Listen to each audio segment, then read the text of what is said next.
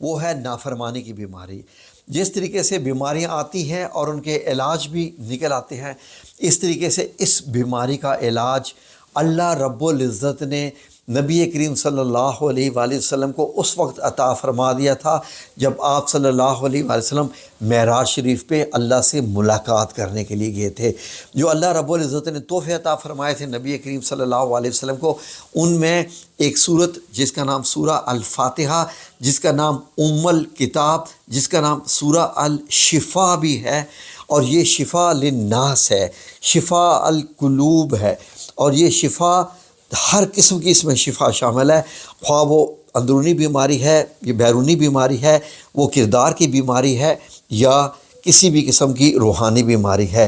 ناظرین،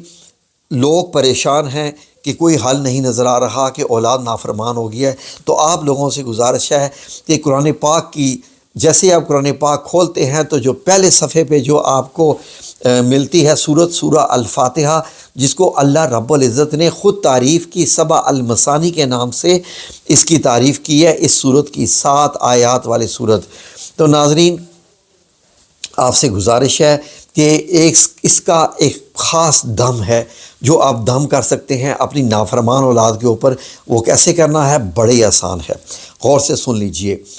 گلاس پانی کا لے لیں یا دودھ کا لے لیں، جو مرضی لے لیں آپ، ٹھیک ہے جی، جو بھی آپ کا بچہ ہے یا بچی جو بھی نافرمان ہے جو پی سکے۔ آپ نے کرنا کیا ہے کہ 7 دن کا عمل ہے، 7 دن آپ نے 7 دن باوضو ہو کر، غور سے سنتے جائیے، باوضو ہو کر آپ نے اول آخر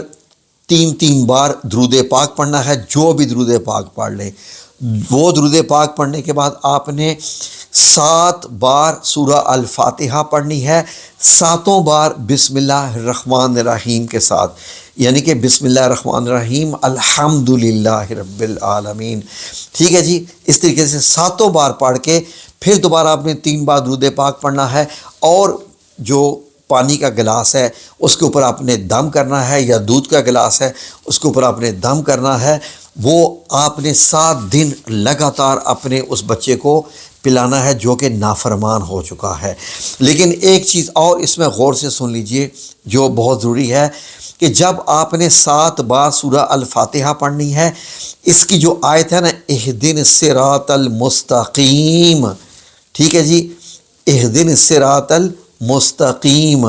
اس کو آپ نے 7 بار پڑھنا ہے۔ جیسے آپ نے، اب میں آپ کو اگزامپل بتا دیتا ہوں، بسم اللہ الرحمن الرحیم، الحمدللہ رب العالمین الرحمن الرحیم مالک یوم الدین ایاک نعبد و ایاک نستعین اہدنا الصراط المستقیم اہدنا الصراط المستقیم اہدنا الصراط المستقیم اہدنا الصراط المستقیم اہدنا الصراط المستقیم اہدنا الصراط المستقیم اہدنا الصراط المستقیم صراط الذین انعمت علیہم غیر المغضوب علیہم ولا الضالین آمین۔ ٹھیک ہے جی۔ سب سے پہلے معذرت، میں قاری نہیں ہوں قرآن پاک کا، تو اگر کسی الفاظ کے مخارج میں غلطی ہو تو پلیز، وہ قاریوں کا کام ہوتا ہے، ہمارا روحانی سلسلہ ہے۔ ٹھیک ہے جی۔ تو اس طریقے سے آپ نے یہ 7 بار اس طریقے سے پڑھنی ہے۔